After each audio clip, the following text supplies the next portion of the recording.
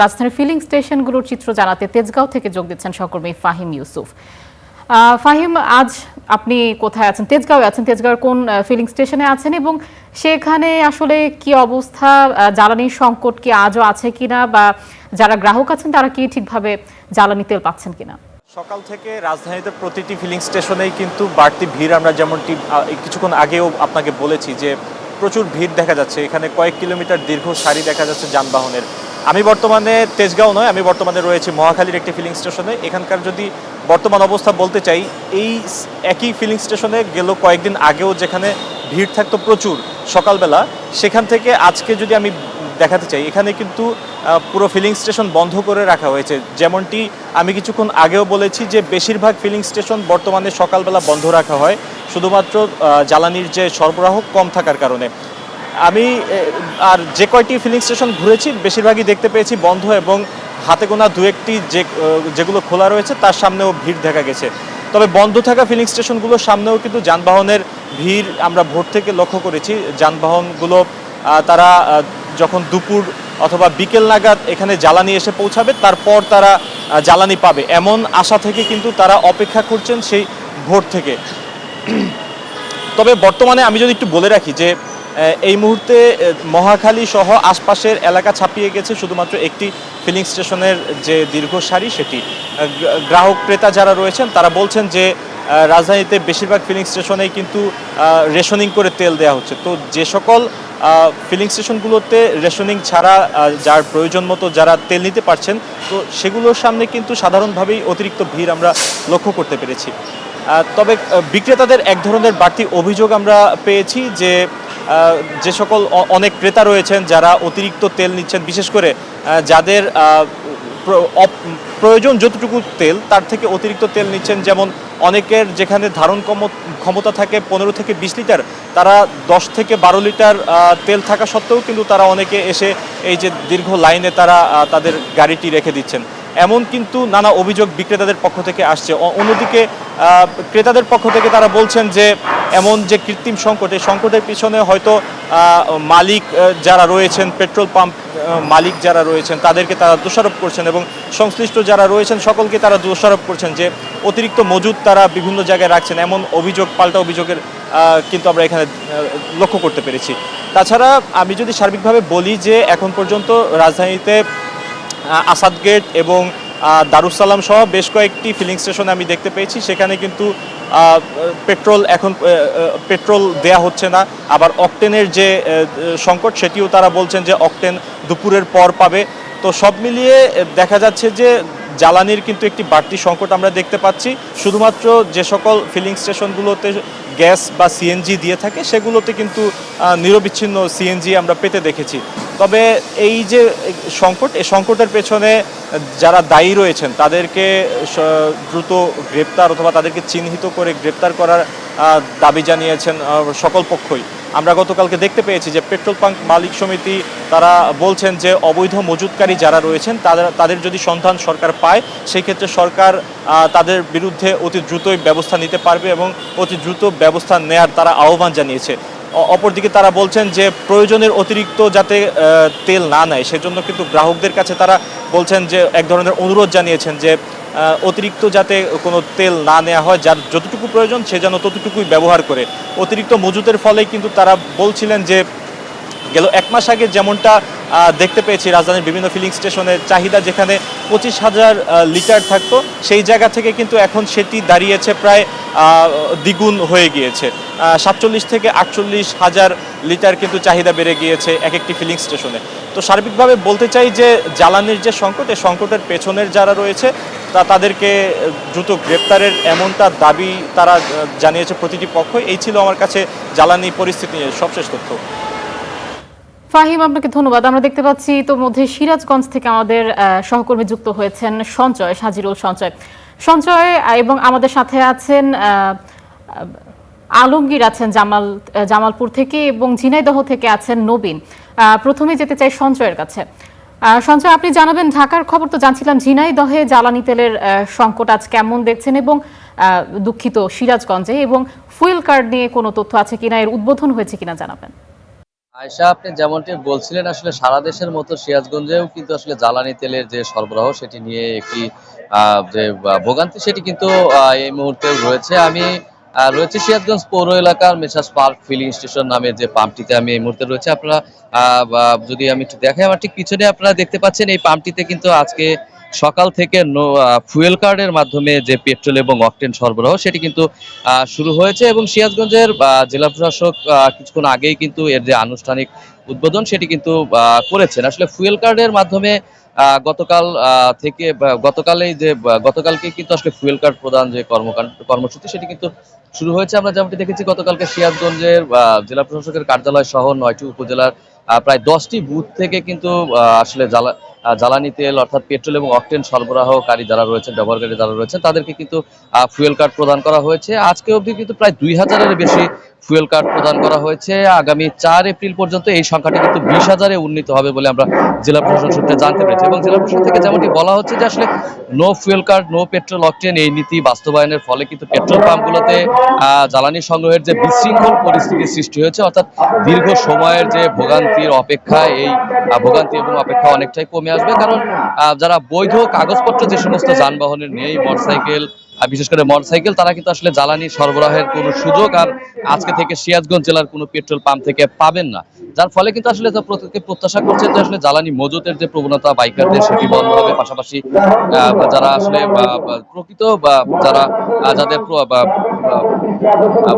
কাগজপত্র যাদের রয়েছে যানবাহনের বৈধ, তারা কিন্তু আসলে অনেকটা স্বস্তিতেই জ্বালানি সংগ্রহ করতে পারবেন। আমরা সকাল থেকে দেখছিলাম। আরেকটি বিষয় যদি আমি বলি, সিরাজগঞ্জের বাঘাবাড়িতে যে পেট্রোল যে জ্বালানি ডিপো রয়েছে সেখান থেকে আসলে রাজশাহী, রংপুর এবং ময়মনসিংহ বিভাগের কিন্তু প্রায় 20টি জেলায় জ্বালানি সরবরাহ করা হয়ে থাকে। আজকে কিন্তু এই ডিপো থেকে 269টি পেট্রোল পাম্পে প্রায় 24,53,600 লিটার জ্বালানি সরবরাহ করা হয়েছে। এখানে পদ্মা, মেঘনা এবং যমুনা পেট্রোলিয়ামের যে 3টি সরবরাহকারী প্রতিষ্ঠান রয়েছে তাদের তথ্য অনুযায়ী যদিও গতকালকের চেয়ে কিন্তু আজকে এই ডিপো থেকে প্রায় 37টি পেট্রোল পাম্পে কম জ্বালানি পেট্রোল পাম্পের সংখ্যা 37টি কমানো হয়েছে। পাশাপাশি জ্বালানি সরবরাহের সংখ্যাও কিন্তু প্রায় 5,09,000 লিটারের মতো কমানো হয়েছে আজকে।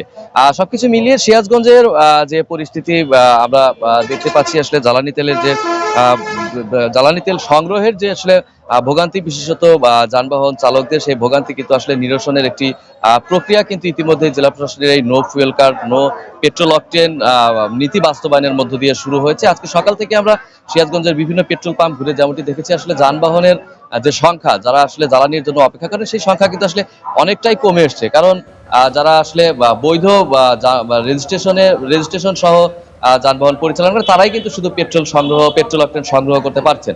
তো এই ছিল জ্বালানি সরবরাহের সবশেষ খবর সিরাজগঞ্জ থেকে। আয়শা, ধন্যবাদ সঞ্চয় আপনাকে। আমরা এখন যুক্ত হব জামালপুরে, সেখান থেকে আমাদের সাথে যুক্ত আছেন সহকর্মী আলমগীর। আলমগীর, আপনার কাছেও একই প্রশ্ন। আজ জ্বালানি সংকটের কি পরিস্থিতি দেখছেন সেখানে, এবং ফুয়েল কার্ড নিয়ে কোনো উদ্যোগ সেখানে নেওয়া হয়েছে কিনা বা এছাড়া কোনো উদ্যোগ নেওয়া হয়েছে কিনা, বিস্তারিত একটু জানতে চাই আপনার কাছে। সারা দেশের মতো কিন্তু জামালপুরেও তীব্র আকার ধারণ করেছে জ্বালানি সংকট। বিশেষ করে অকটেন এবং পেট্রোলের যে সংকট তা কিন্তু আসলে চোখে পড়ার জন্য।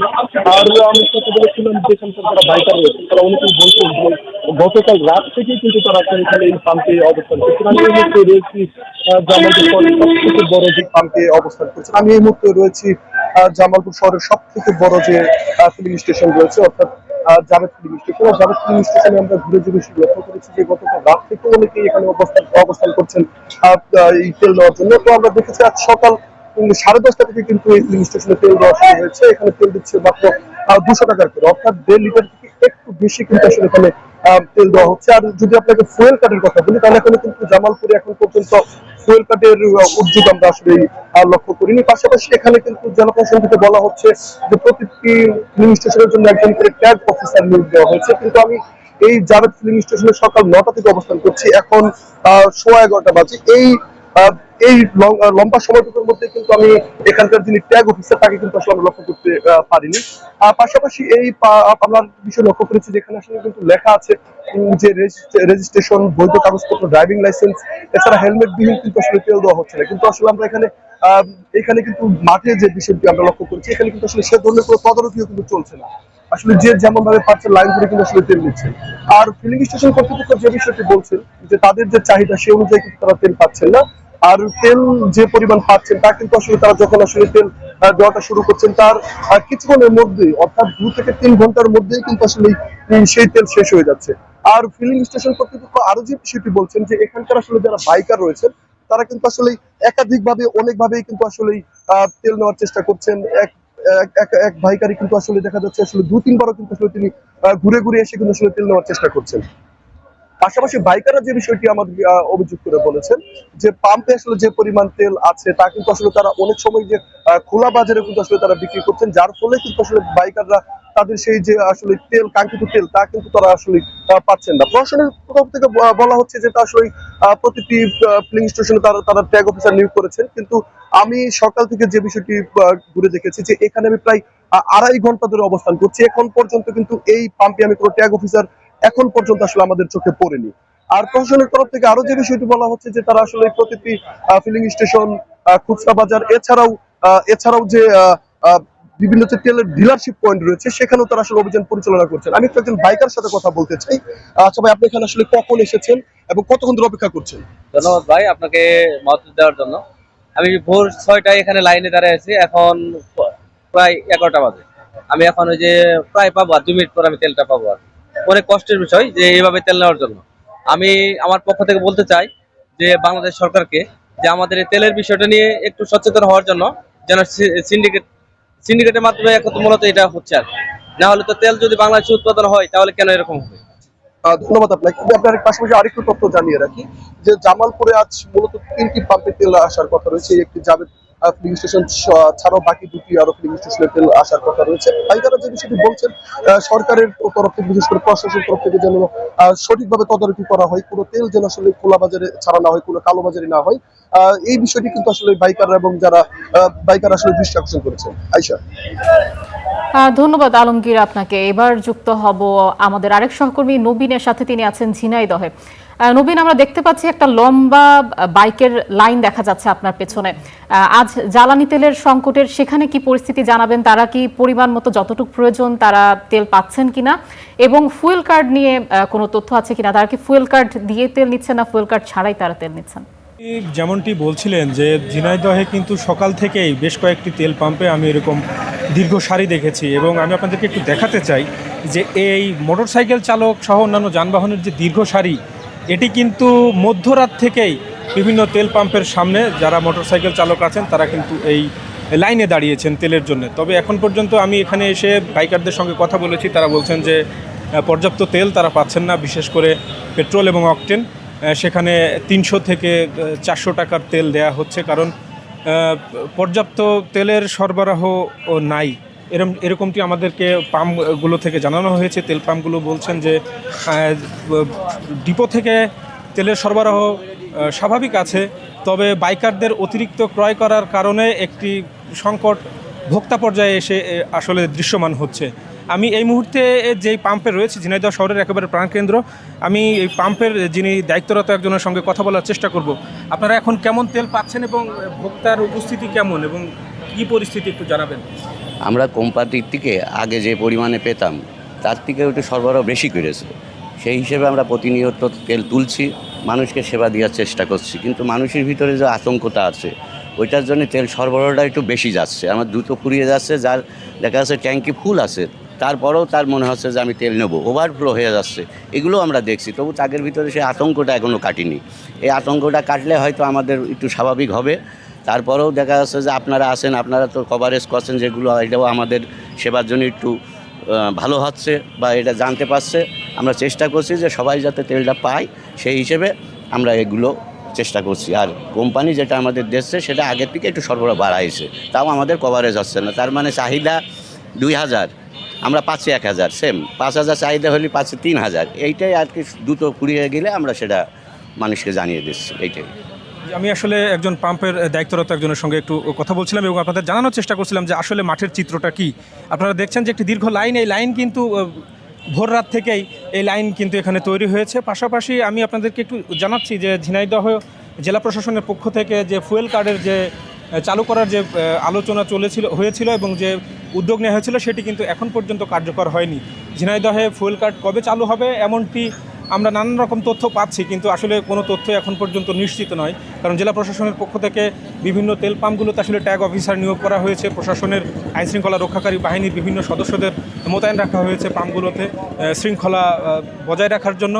পাশাপাশি একটু জানাতে চাই যে ডিজেলের যে চাহিদা, বিশেষ করে চাষাবাদের জন্য যে ডিজেলের চাহিদা সেটি কিন্তু বেশ স্বাভাবিক আছে, এবং গত 2 দিন কৃষকদের যে ভোগান্তির চিত্র ছিল সেটি কিন্তু আজকে আমরা পাইনি। এবং এখন পর্যন্ত যে খবর আমরা পেয়েছি, ঝিনাইদহ শহর এবং পার্শ্ববর্তী বিভিন্ন পাম্পে কিন্তু ডিজেলের সরবরাহ বেশ স্বাভাবিক রয়েছে, এবং কৃষকরা তাদের চাহিদা মতো কিছু তেল পাচ্ছেন আজকে, যেটি গতকাল এবং গত পরশু কিন্তু মানে ইতিবাচক অবস্থা আসলে ছিল না।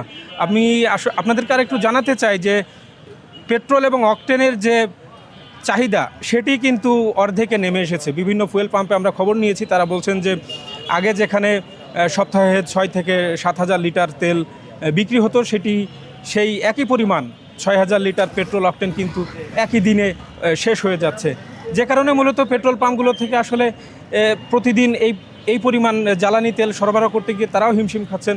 আমরা দেখছি যে দিনরাত ফুয়েল পাম্পের যারা কর্মচারী আছেন, যারা তেল সরবরাহ কাজে যারা নিয়োজিত, তারাও প্রতিনিয়ত কিন্তু আসলে ভোগান্তির শিকার হচ্ছেন এবং তারা টানা দায়িত্ব পালন করে যাচ্ছেন।